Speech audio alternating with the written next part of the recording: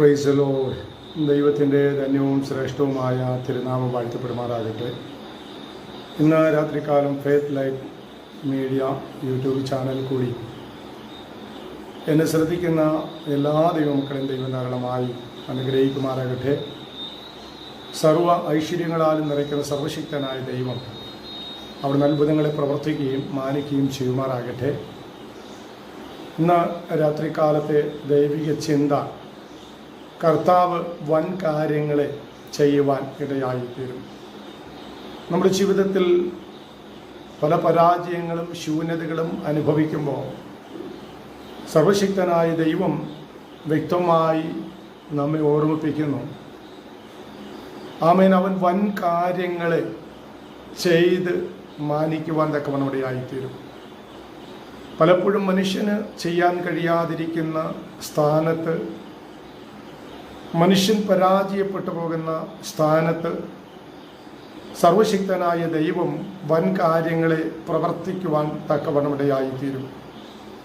ഒരുപക്ഷെ നമ്മൾ ചിന്തിച്ചേക്കാം, നമ്മുടെ ജീവിതത്തിലെ നന്മകൾ ശത്രുവാകെ നമ്മൾ കവർന്നു കളഞ്ഞു, ഉണ്ടായിരുന്ന മേഖലകളിലെ എല്ലാ സാഹചര്യങ്ങളെയും ശത്രുവാകുന്ന പരാജയപ്പെടുത്തി എന്ന് നാം ചിന്തിക്കുമ്പോൾ, സർവശക്തനായ ദൈവം ആർക്കും ചെയ്യാൻ കഴിയാത്ത വൻ കാര്യങ്ങളെ പ്രവർത്തിച്ച് നമ്മുടെ ജീവിതത്തിൽ ഒരു പുതിയ അനുഭവത്തെ പ്രവർത്തിക്കുവാനിടയായിത്തീരും.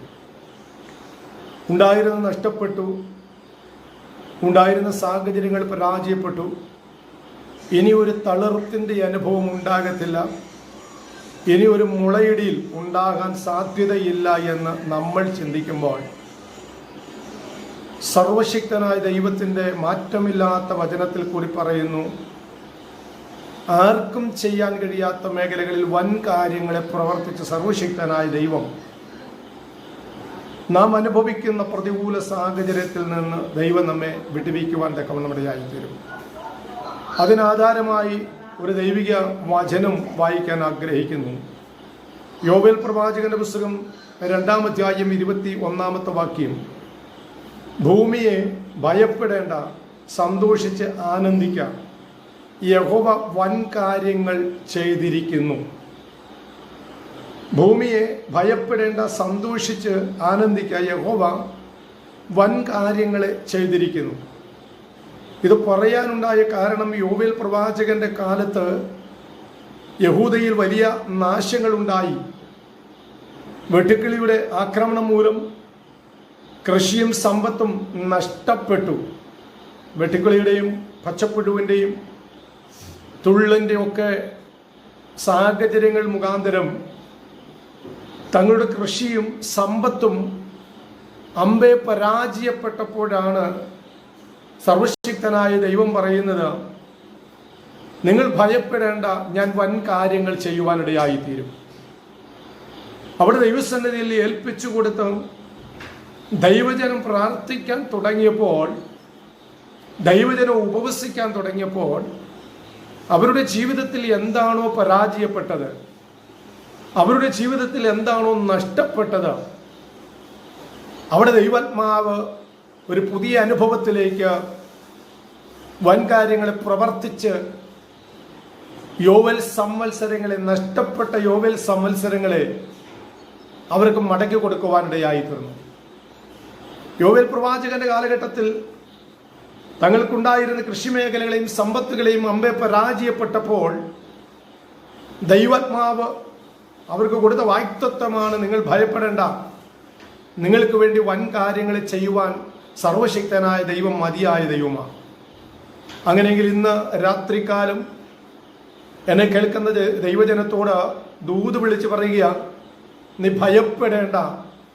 നിന്റെ ജീവിതത്തിൽ എന്താണോ നഷ്ടപ്പെട്ടത്, എന്താണോ നിന്നിൽ നിന്ന് ചോർന്നു പോയത്, എന്താണോ കഴിഞ്ഞ നാളുകളിൽ പച്ചപ്പുഴവും വിട്ടിലും തുള്ളനും നിന്റെ ജീവിതത്തിൽ നിന്ന് കാർന്ന് തിന്ന് നഷ്ടപ്പെടുത്തിയത്, അതിനെ ദൈവാത്മാവ് മടക്കി തരുവാൻ തക്കവണ്ണം ഇടയായിത്തീരും. മനുഷ്യന് പ്രവർത്തിക്കുവാൻ കഴിയാതിരിക്കുന്ന സാഹചര്യത്തിൽ ദൈവാത്മാവ് അവിടുന്ന് പ്രവർത്തിച്ച് നിന്നെ നഷ്ടപ്പെട്ട മേഖലകളെ ഒരു പുതിയ തളിരിൻ്റെ അനുഭവത്തെ വെളിപ്പെടുത്തി സ്വർഗം മാനിക്കുവാൻ തക്കവണ്ണം ഇടയായിത്തീരും. അതിനോടനുബന്ധിച്ച് മറ്റൊരു വാക്യം കൂടി വായിക്കുന്നു. മറ്റൊരു 1-2 ചിന്തകൾ അവിടെ കാണാൻ കഴിയുന്നു. ദൈവത്തിൻ്റെ അത്ഭുതകരമായ ഇടപെടലിനെ കുറിച്ച് അവിടെ കാണാൻ കഴിയുന്നുണ്ട്. നഷ്ടപ്പെട്ടതിൻ്റെ പുനഃസ്ഥാപനത്തെക്കുറിച്ച് കാണാൻ കഴിയുന്നു. ദൈവത്തിൻ്റെ ഇടപെടലും ജീവിതത്തിൽ നഷ്ടപ്പെട്ടത് എന്താണോ അതിനെ പുനഃസ്ഥാപിച്ച് നൽകി തരുവാൻ തക്കവണ്ണം ഇടയായിത്തീരും. അവൻ തൻ്റെ ജനത്തോടുള്ള കരുണയും സംരക്ഷണവും എന്നിവയെ ദൈവാത്മാവിന് വെളിപ്പെടുത്തുവാനിടയായിത്തീരും. കരുണയും സംരക്ഷണവും പ്രാർത്ഥിക്കുന്ന ദൈവജനത്തിന്മേൽ ദൈവാത്മാവിന് വെളിപ്പെടുത്തുവാനിടയായിത്തീരും. ഒരു വാക്യം കൂടെ ഞാൻ വായിക്കുന്നു. സങ്കീർത്തന പുസ്തകം 126:3. യഹോവ നമുക്കായി വൻ കാര്യങ്ങൾ ചെയ്തിരിക്കുന്നു, അതുകൊണ്ട് നാം സന്തോഷിക്കുക. സർവശക്തനായ ദൈവം ഇന്ന് രാത്രികാലം നിന്റെ ജീവിതത്തിൽ ഒരു വലിയ അത്ഭുത പ്രവൃത്തി ചെയ്യാൻ പോകുകയാണ്.